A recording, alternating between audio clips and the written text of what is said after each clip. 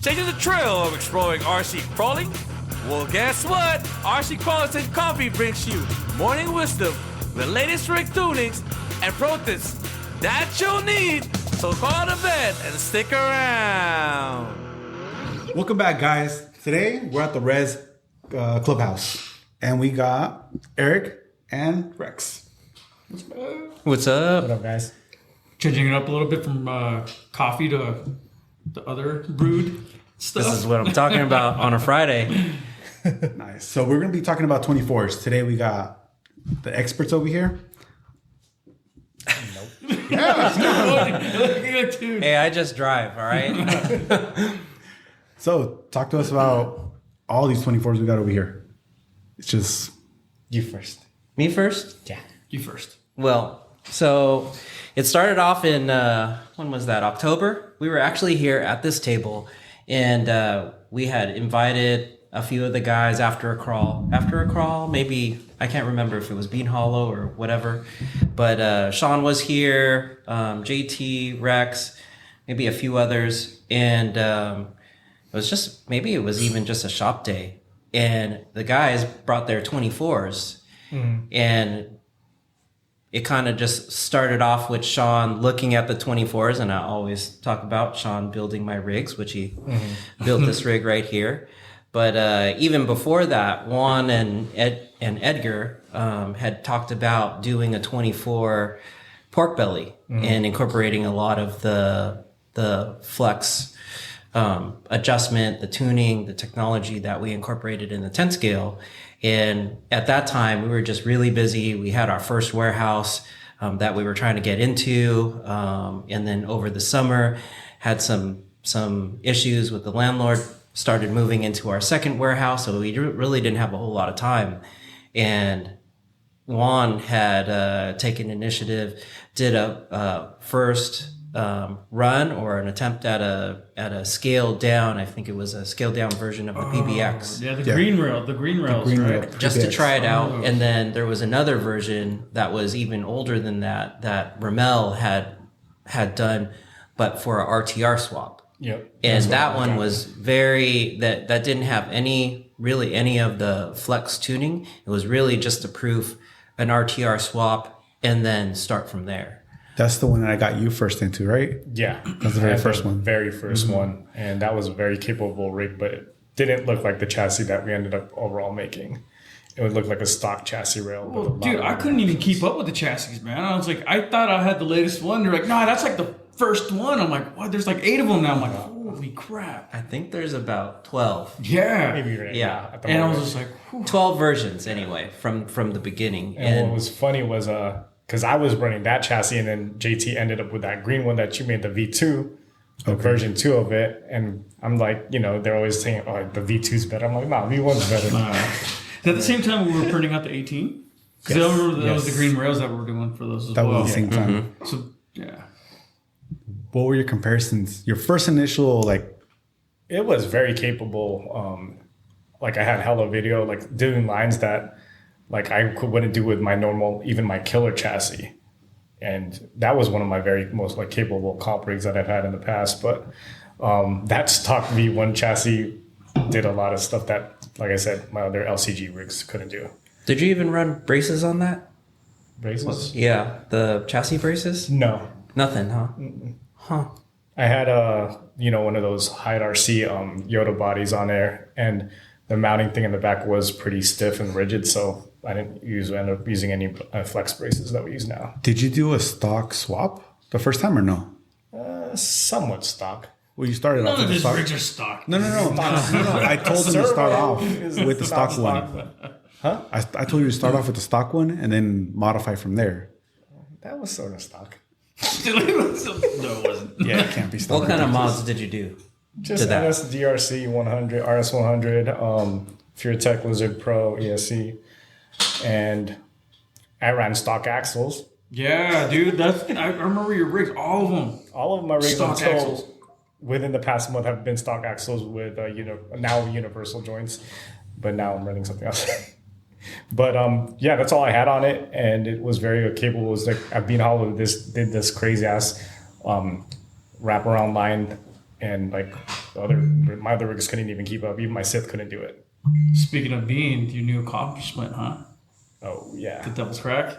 the Devil's That was Crack. gnarly, dude. That's It looks so easy on video, but there's that one section where it just gets really narrow, and you're side hilling the whole time. And like most rigs, like all my other ones would just tip over and fall, and it wouldn't even make it past that line. And when I did it with this one, which I only built this caged, I finally gave in to a caged PB. The pressure. To be honest, He's like looking at me. I'm like, one day. I was not about it. I was about like a body on it, like a hard body on it. But the fact that I saw what they were capable of doing, there was this line that Jordan did at Linda Vista, which made me think, man, I really probably need to take off that top weight. So I was like, freaking A. And then he did a line at Genentech, and I was like, man, all these cage PBs are like, doing stuff that like my Yoda one was like struggling with. So I ended up building this 3 weeks ago, and honestly, like this has been unlocking like new lines every freaking day I've been crawling. It's done a lot of hard lines at Floor and Decor and Pleasant Hill, and it beats, like it literally craps on my my Yoda body one, my Yoda pb24. And then going back to that Devil's Crack one, it went up it like nothing. It was just easy. And then I had to figure out, after I made it past the hard part, I had to figure out the rest of it, to how to get my body not on a side hilling. And I sort of kind of shimmied it over, and then I had to figure out how to get past through all these little holes in the rock over there. And then I saw a line that I saw, and then the end part was just like, I was literally there at Bean Hollow. We were trying that line. You were still there. I was trying that line for like 30 minutes, and then you left, and then it took me an hour and a half to figure that out. I was just there by myself. Well, JT was out crawling with his 10 scale because he's a 10 scale guy now. But I'm sorry, you sound like you're a little heartbroken there.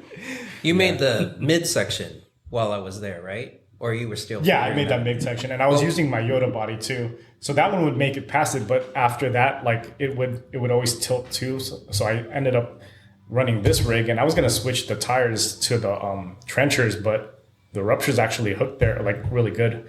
Had grip during that time of day that we were out there, and so I did it with this, and yeah, it took me an hour and a half to do that, and I think that's probably one of the first 24s to do that Devil's Crack. We've been trying it the past year and a half. Either. I mean, even 10 scales have trouble going up that sometimes. You know? It is a smaller scale, but just the fact that it did that, because like I said, I tried with my Sith, Fear Tech Sith. I've tried with my Killer chassis, and those are like capable rigs, but honestly, the pork belly is just a game changer. It's so much better. A lot of people always think that you have to have that rigidity, like, the aluminum or carbon or titanium kind of frames or else. But having this flex, like with a chassis, it really makes a big difference. And it sort of like, copies your 10 scale stuff. Suspension wise, how are you setting that up? Because I know the chassis gives a whole nother dimension to flex. I personally run long travel shocks, but I do run an internal spring, some secret sauce that JT, told me about a year and a half ago, and that's all I do. So technically, it's a Penn spring mod for the 24. Yes, exactly. Nice. And also just running this axle, this new Muse axles. They're really, honestly, I think they're the best bang for their buck. $100 literally. And you have everything, and then you don't even need to like add anything more to your rig. Those come with brass and everything on them, right? Like they're already done up. The steering angle, like overdrive too. The links, it's like for a budget build, I would definitely use that. I bought 3 of them since the past month. Me too. And then Let's not talk about Tony lets me buy this for me today. One chilling on the table. Hopefully Tony lets me buy this today so I can put it on my other rig. But this has just been doing a lot of stuff lately that's I wouldn't think of, like none of my other rigs can do it. And so like I'm gonna make a replica of this, another duplicate. Maybe try with a C-bolt length instead, because this is a Gladiator length. So Most of your rigs are a Gladiator length, or yeah, most of the rigs I run a Gladiator, but I see the benefits of having a C-bolt length too, especially when it comes. We're noticing that earlier on that line we're trying. Yeah, because that was too long and I was touching. your future car. No. Yeah, this is No. this is a That's sick solid. ass 20. Like, look at this hard body. This not like some body, but it's painted. You want to come? It's from Tony. He painted this. What is this? A Jeepers Creepers? What is it called? Or what do you call? I don't even know. No, you just left me Joker, alone. right? Isn't the Joker. Line Joker's theme? But this is a sick paint job. Well, Look he's at that. sitting outside Peep of the that. camera Yeah, view, so peep that. yeah, Directing over there. yeah. It's really dope. And this is actually, look at this. Hold on, real quick. You can unscrew it. And now you have a caged one. Oh, that Oh, is you go full cheater. I don't think people is gonna like that though. it's all good. Competition rules. I don't know. Go back. I'll do it later.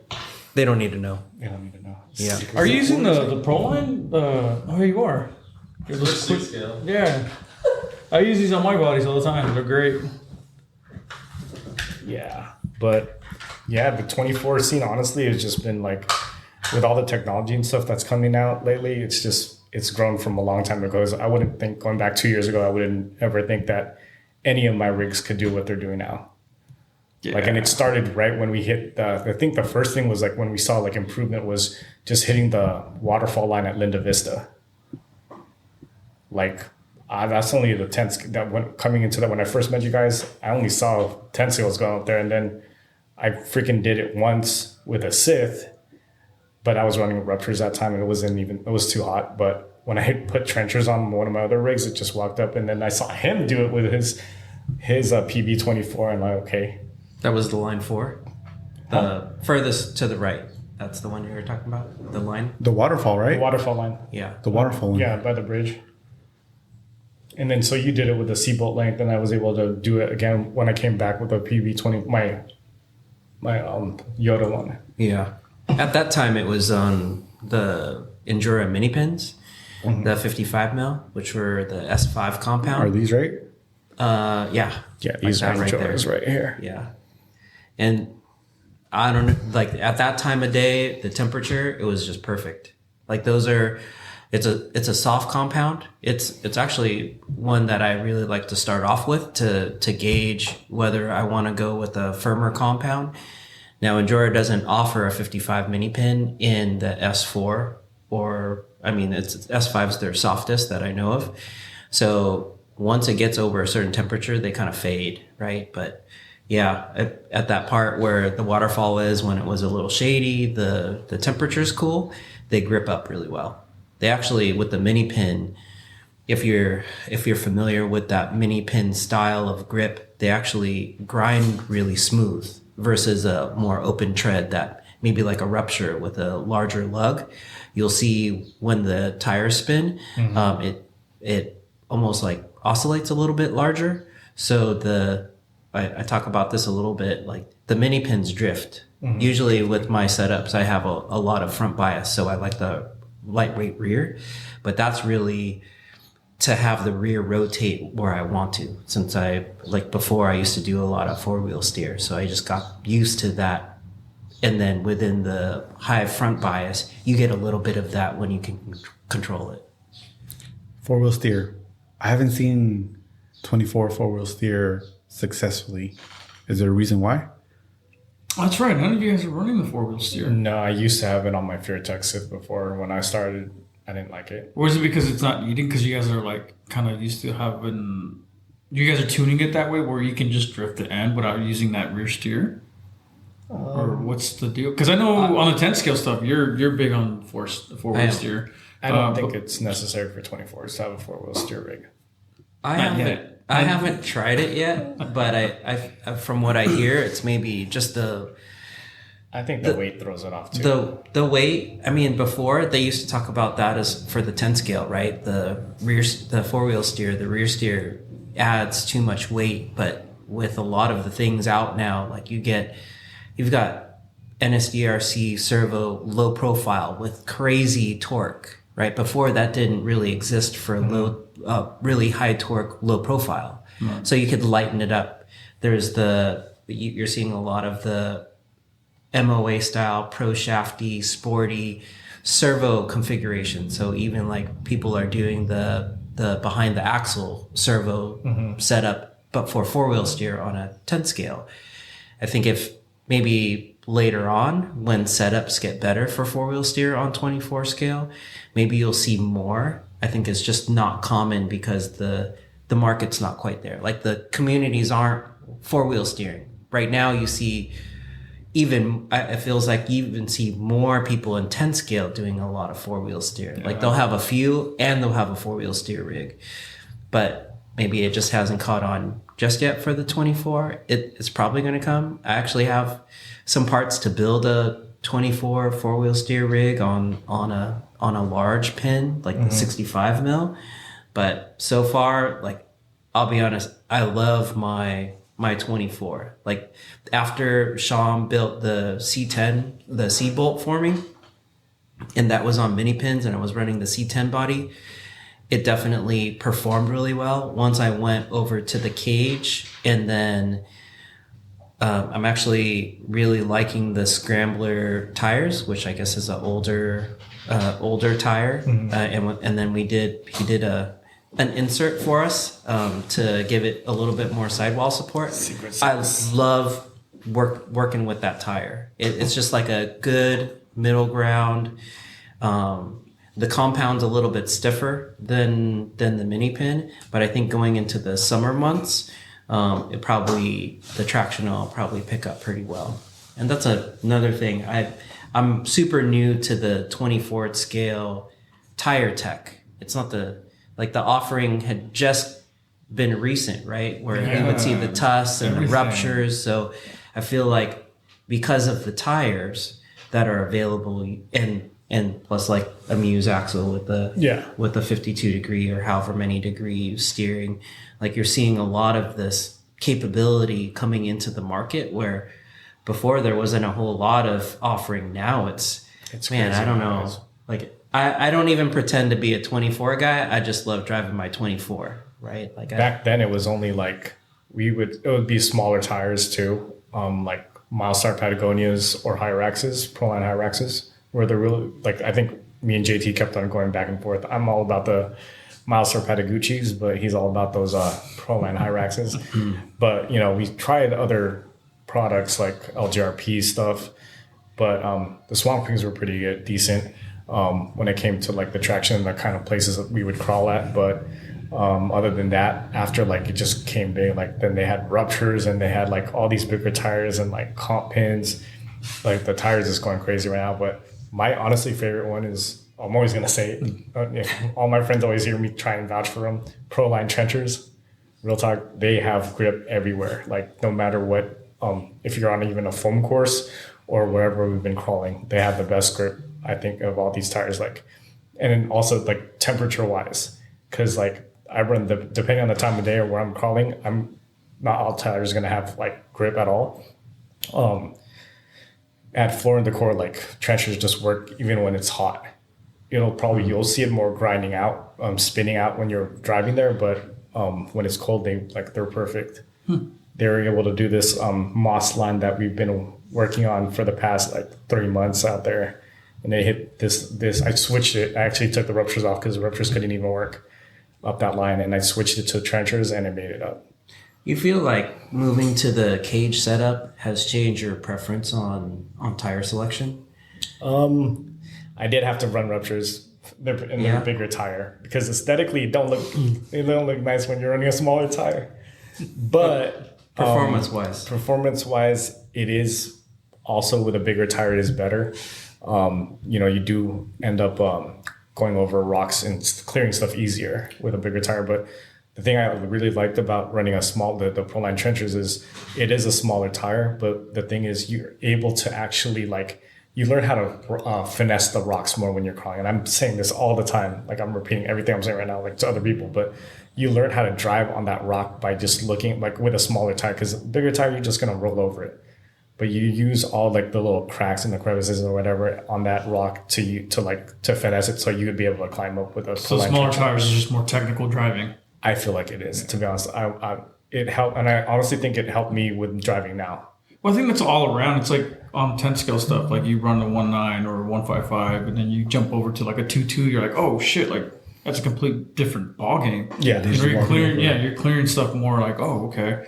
But then again, you're 1.55. You're more technical. You got to really approach it. Yeah. Well, that's more some skill stuff. Yeah, you got to watch where your placement and all that stuff. Yeah, on the 2.2, you're like, you can kind of get away with it where you're like, okay, I can clear because you get that extra X amount, you know, that a 2.2 gives you. But then again, there's so many different 2.2s as well. Same thing with 1.5s, 1.9s. So, I mean, you have different, you know, diameter on the tires. So it all depends on what you run. But yeah, for 1.0 scale, like honestly, like I think if you learn how to drive with a smaller tire and then you convert to a bigger tire, it's going to help with your skill. Definitely, yeah. So, like, I'm one-handed driving all the time. I saw that earlier, dude. I didn't want to mention anything, but though I saw the way you were driving, he's talking to you, and he's over here with his hand, and he's just like looking at you, and he's still driving his rig at the same time. Like, fuck, yeah, like, all how my you doing videos on my Instagram is mostly one-handed driving on hard lines too, or what they consider hard lines and stuff. I mean, I get some people. I got used to driving like that, like holding and recording and stuff. You need a phone mount. I know, I'm too cheap. But who else did I see driving like that? I think it was you actually. Or I called someone out. I'm like, dude, I'm over here talking to you, and guys over here just with this, you know, one-handed remote, and he's just driving around with one hand. I'm like, what the fuck, dude? That's crazy. Like, I get all weird just driving normal, and you guys are over here like. It's because we're trying to create content, so we're trying to put. I have to learn, and honestly, it's easy with this the Noble setup for me to fly. Because you got the adjustability on the yeah, you can bring it more back. Yeah, to I can literally just drive and record like that. But I should get JT actually made this like thing from Amazon. He bought like a couple things, and he ended up making a little cool phone camera mount on his Fly Sky. Well, the Fly Sky does have the adapter also on top for a mount. Oh, really? I don't know. But yeah, you should just start getting body cameras, dude. Body cameras. There you go. The best to come out here. But yeah, like I said, I think it's also because I've driven with a small tire. Like I can see where I need to go to, and I see little nubs and stuff, and use that to finesse. But you've been in this shit from the get-go, dude. I mean, so you're used to driving on the smaller stuff, because I mean that's all you've ever driven, right? I mean, yeah. Until I don't even. Very recently, he started. No. I don't even. Have you finished your 10 seal yet? No. Yeah, No? I figured. Sure. So he's like, we're not talking about that right now. We were supposed to. I brought my base camp here last time, but I didn't have the stuff to convert it, like longer screws and stuff. And Excuses. Yeah. Mm-hmm. I did get a car wash. I did get a car wash from dude. Eric. He goes, I can't build it. I did get a simple green car wash from Eric though. Yeah. Cleaned it up. Come on, did clean maintenance. But yeah, no, I mean, honestly, if I would ask anyone for 24 skill advice, you or GT, man. I mean, you guys, even when I met GT the first time I was at Fowler, I was just like, holy shit, like that's all he had. And I'm like, you're 9 to 10 skills? Like, no, I like these 24 skills. I'm like, okay, cool. Mm-hmm. And that's like when this whole thing was just starting to pop up too. Because I know when I started building them, there wasn't a whole lot out there. No. Like there was a handful of parts, and you were lucky to even get those. Yeah, and now it's like go like some places that have those hop ups and stuff.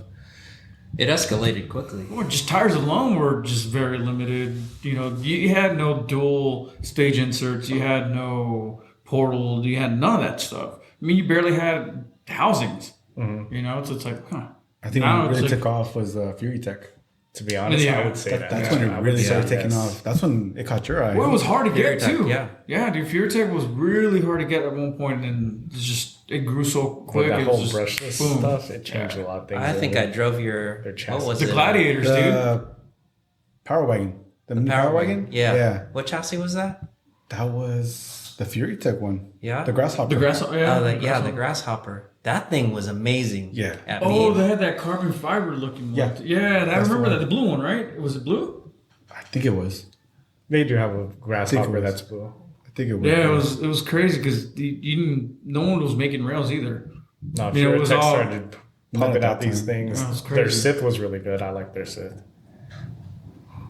Yeah, man, it's crazy how much is. I mean, come on, dude. You got brass wheels now. You know. It's just a matter of time. Yeah, it's definitely just a matter of time. What do you do? Why am I always breaking links? I don't know. That's your thing. Dude, I'm not even driving the fucking thing, and I'm breaking links, dude. For sure. Jesus. I'm not touching anything anymore. I was like, because your rig's too heavy? Just kidding. Don't kill me. Just about, dude. That was actually my lightest one. Oh my God. Here we go again. You can hear it. You should drive this one. You can drive that later. You can try it out. All right. It's pretty good out on the table. Man, once Ryan sees this video, dude, he's gonna fucking comment on it. I know it. Probably. Me and links and batteries. He's always got a joke. I'm being in the middle of a hard line. I'm like, fuck, dude, link breaks. But you still keep driving. Yeah, I know. Like earlier, you guys were saying it. Don't worry about it. I'm used to it. It's just, yeah. Hey, It's a handicap. That's hella heavy. Come on, Lee. Yeah, it's way lighter than mine. Have you scaled that yet? No, What I need to. I don't even know what the specs are. do you usually aim for as far as total weight?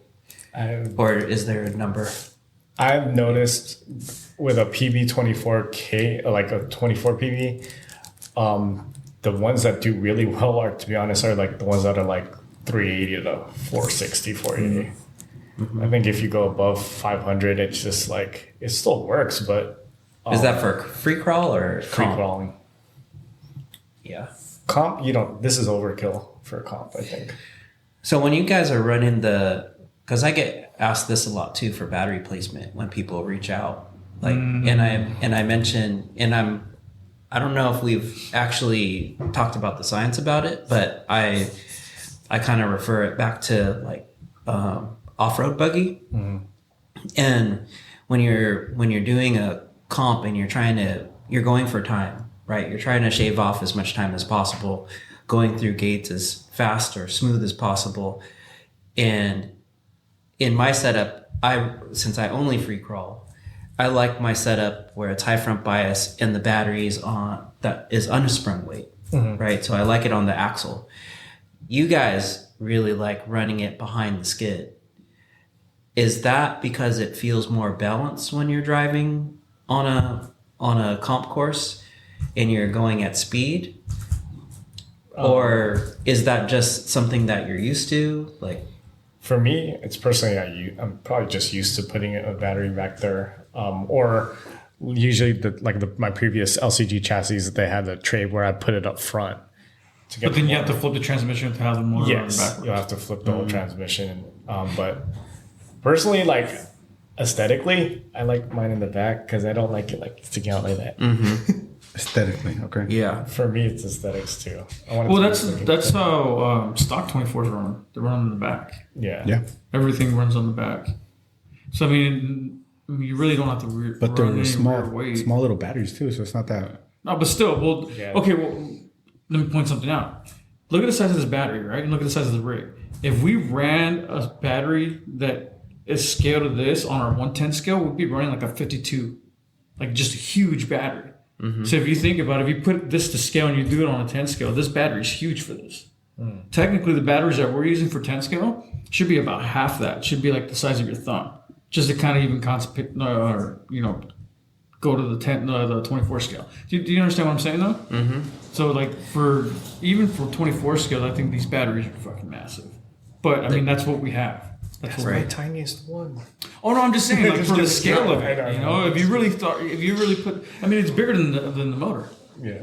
So it's like bigger than the transmission. It's almost the same size as of the tire. So upscale this to a 10 scale. That battery is going to be fucking this big and that thick. It's a Gen Ace Adventure Pack, by the way, 400. James. Well, I mean, Adventure Time. 450 or 400? 400.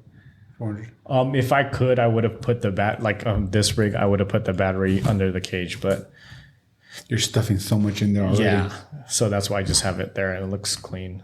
so do you miss your sliders at all? Like, do you ever utilize your sliders? Sliders. For electronics? No. I'm just saying for like actual crawling, like a pivot point. yeah. Or do you prefer the belly rubs where you have more clearance on the side? I like this style more. So it's easier to go around because Yeah. you're avoiding a lot of the. I feel like actually with sliders, Contact I always points. get caught up on things. For me personally, Even with the boat slides? yeah. The boat slides too. Well, yeah, the both sides, yeah, they will get caught they're up pretty- on it. yeah. They're really Unless angled though. The ones that you guys have. But You, I was you tried running a bowling them, like actually make them like in a little bowl.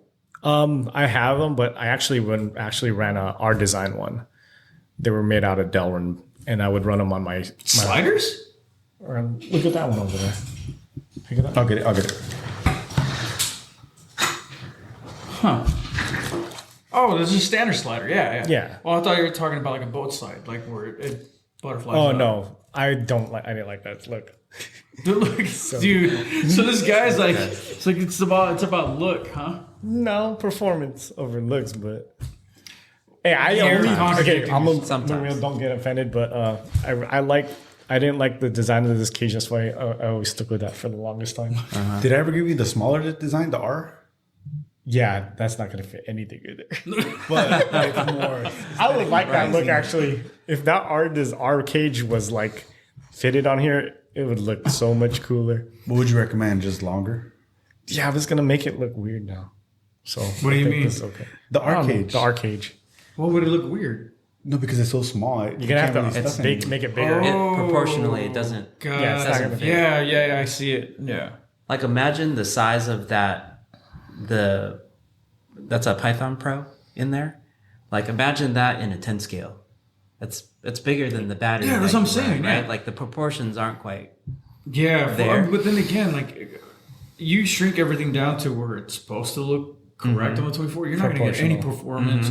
There's no way anyone can make an ESC that small or a battery that small that's going to last you more than 2 minutes. Right. So Jordan did make a pb24 that has rear steer. I saw it yesterday. How was it? It looked cool. I don't know if you liked it or not. it's not aesthetically cool though, right? To you. Nah, it's cool. It looks sick. And honestly, the stuff that you can do with the rear steer is cool, but I just can't do it. I kept on breaking stuff on my rear steer, so I just gave up on that whole concept. But, Cool. Well, yeah, so we'll just cut it here and then we can move on to Eric. I know Yeah, these guys sounds good. He's got to go. To Thank you, everybody, for joining us. Right on. And see you on the next one. Yep. Thank you. Stay tuned. Thank you for joining us in another episode of RC Crawlers and Coffee. Did you get the trailer you're aching for? If so, join us next time for more RC wisdom and pro tips. Till then, happy crawling!